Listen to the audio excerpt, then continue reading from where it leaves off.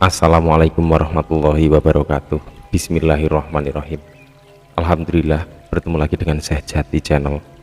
Pada kesempatan kali ini saya berusaha memberikan tema tentang 3 pintu dalam mengenal Allah Subhanahu wa taala.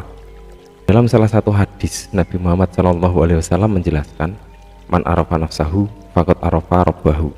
Barang siapa mengenal dirinya, maka dia akan mengenal Tuhannya.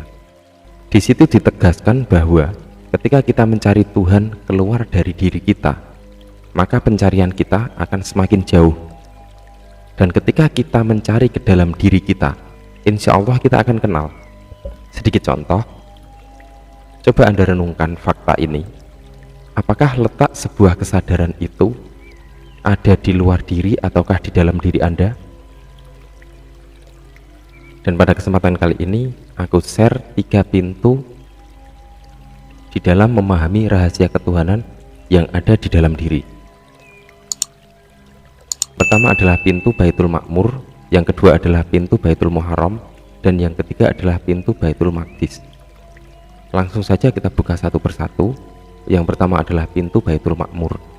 Adalah sebuah rahasia yang terletak pada kesenangan, yakni terletak pada kepala atau pikiran atau otak atau akal manusia. Al-Hadis menjelaskan, sesungguhnya aku mengatur dalam singgasana Baitul Ma'mur, yaitu rumah tempat kesukaanku. Tempat itu berada di dalam kepala Adam. Di dalam kepala ada otak, di dalam otak ada manik, di dalam manik ada budi, di dalam budi ada nafsu, di dalam nafsu ada suksma, di dalam suksma ada rasa, dan di dalam rasa ada aku. Tiada Tuhan selain aku, zat yang meliputi semua keadaan. Para sahabat semua, filosofi di dalam kehidupan kita sehari-hari untuk mampu masuk ke dalam makom ini adalah tidur. Tidur bukanlah tidur tubuh, tetapi tidurlah pikiran Anda. Pasrah, ikhlas, rela, narimo, dalam bahasa Jawa adalah sumeleh. Para sahabat semua, ketika pikiran seseorang itu terlihat sangat kuat, sangat aktif, bahkan terkadang sampai hiperaktif, maka ini akan cenderung memancarkan aura yang sangat kuat dan liar ke sana kemari, karena sifat dari pikiran ini adalah cenderung keluar. Bahkan terkadang di dalam sholat pun pikiran kita masih saja tidak bisa diam, masih kesana kemari, ada aja yang selalu melintas di dalam pikiran kita.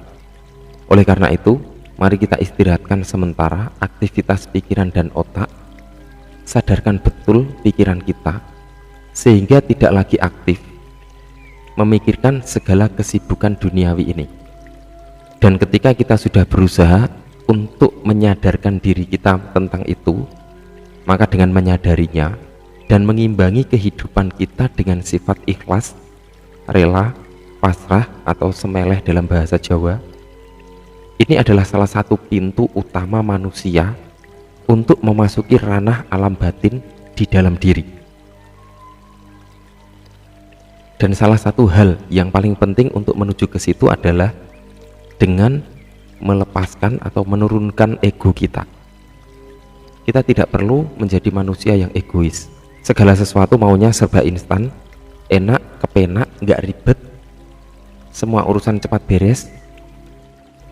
Dan ketika itu sudah menjadi sebuah karakter atau sebuah naluri, dan manusia yang mengikuti naluri tersebut justru tanpa melibatkan akal di dalam dirinya, maka sesungguhnya itu adalah sama seperti layaknya hewan saja. Bukankah salah satu ciri kesempurnaan manusia itu adalah akal? Allah berfirman di dalam surat Al-Baqarah ayat 44, "Mengapa kalian menganjurkan orang lain untuk berbakti, sedangkan kalian melupakan diri sendiri? Padahal kalian membaca kitab suci. Tidakkah kalian berpikir?" Mari kita gunakan akal kita semaksimal mungkin.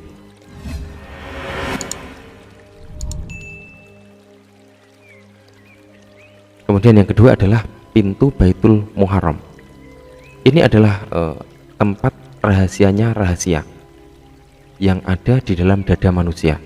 Al-Hadis menjelaskan, aku jadikan di dalam rongga anak Adam itu mahligai, Di dalam mahligai itu ada dada, di dalam dada itu ada hati atau kolbu namanya, di dalam hati atau kolbu ada mata hati atau fuad, di dalam mata hati atau fuad itu ada penutup mata hati atau syagaf, dan di balik penutup mata hati atau syagaf itu ada nur atau cahaya atau laban, dan di dalam nur atau cahaya atau laban itu ada rahasia atau sir,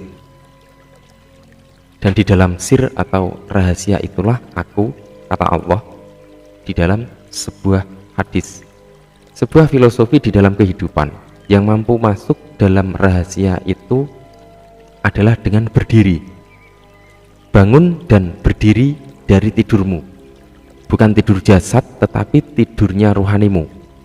Maka bangun dan berdirilah, dirikan sholat, karena itu sebenarnya adalah pintu untuk memasuki hati kita.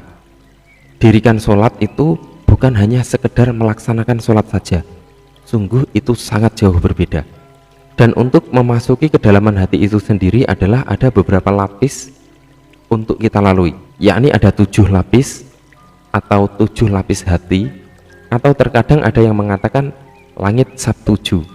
Sesungguhnya itu adalah ada di dalam hati atau nurani atau kolbu. Jika ke-7 sab tersebut dilihat dari sudut pandang perwujudan gaib, maka bisa juga terlihat 7 sosok gaib yang memiliki rupa yang sama persis seperti kita, karena itu sesungguhnya adalah pancaran dari ke-7 sukma kita sendiri. Para sahabat semua, ketika seseorang memasuki dimensi batin, pastilah akan ada selalu pesan-pesan khusus di situ. Entah nantinya kita mampu menangkap pesan-pesan tersebut atau tidak, itu adalah tergantung pada kualitas pribadi seorang spiritualis saat itu.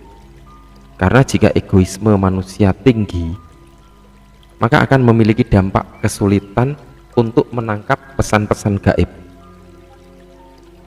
Bukankah egoisme itu sendiri tadi berada pada tingkat pertama atau makom pikiran? Pintu awal manusia melepaskan belenggu lahiriah menuju batiniah, sehingga pesan-pesan batiniah tersebut tidak mampu tersampaikan kepada kesadaran kita, karena kita sedang ada di dalam lingkaran ego. Maka sampai pada fase ini kita harus mampu meyakini tentang ini semua.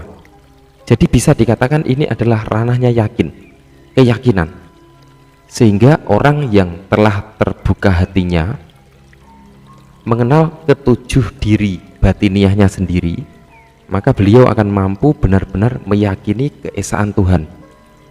Fa insya Allah akan tajam pemikirannya, peka perasaannya, dan waskito di dalam kehidupannya.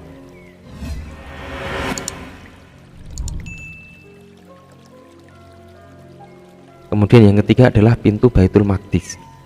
Ini adalah tempat yang tersucikan sebetulnya. Al-Hadis, sesungguhnya aku mengatur singgasana di dalam Baitul Muqaddas. Itu adalah rumah tempat kesucianku, tempat yang aku sucikan. Aku berada di dalam kesucian. Di kesucian itu ada nutfah, di dalam nutfah itu ada mazi, di dalam mazi itu ada wadi, di dalam wadi itu ada manikem, di dalam manikem itu ada rahasia, dan di dalam rahasia itu ada aku. Tiada Tuhan selain aku, zat yang meliputi semua keadaan. Sebenarnya pintu yang ketiga ini hanya bisa dimasuki ketika seseorang sudah sempurna memasuki kedua pintu sebelumnya. Untuk memasukinya, tentu saja kita harus mensucikan diri kita. Seseorang harus bersih dari pamrih dalam melakukan sesuatu. Semakin kita berbuat baik, menolong orang, maka akan semakin suci keadaan hidup kita. Ketika seseorang sudah tidak lagi lekat dengan makom pertama dan makom kedua, kemudian ikhlas melepaskannya dan masuk pada makom kesucian atau Baitul Muqaddas, kemudian selanjutnya berdiam diri di situ, lalu melipat seluruh hidup kita sehingga berkumpul dan bersama dengan Yang Maha Suci dan abadi di dalam kesucian. Oleh karena itu, harap selalu waspada dan janganlah mudah memiliki kehendak ataupun angan-angan. Berkehendak boleh, berangan-angan boleh, tetapi jangan terlalu mudah. Dikit-dikit berkehendak, dikit-dikit berangan-angan. Itu sesungguhnya hanya akan menyekat kondisi batin kita semakin jauh dari Allah Subhanahu wa taala. Dan disinilah tempat yang paling suci. Setelah seseorang lepas dari keterikatan, kesenangan, dan keilmuan, maka dia hanya ingin merasakan hasil dari ilmunya tersebut, yakni menyatukan niat dan tekad untuk kembali ke dalam kesucian, sangkan paraning dumadi dan kesempurnaan sejati dalam 3 singgasana atau pintu mulia. Bagi murid yang sudah terpilih untuk menerima ajaran mulia ini, diharapkan bisa lebih bijak di dalam mensikapi sangkan paraning dumadi atau asal usul hidup dan kehidupan, karena kebijakan tersebutlah yang mampu menunjang kemampuan kita di dalam memahami kesejatian syahadat. Para sahabat semua, demikian apa yang sudah bisa kami sampaikan. Mohon maaf sebelumnya, apa yang sudah tersampaikan ini masih bersifat global. Sungguh luas sekali Allah menggelar seluruh ilmunya yang sangat luas di jagat raya ini. Semoga bermanfaat. Wallahu a'lam bishawab. Wassalamualaikum warahmatullahi wabarakatuh.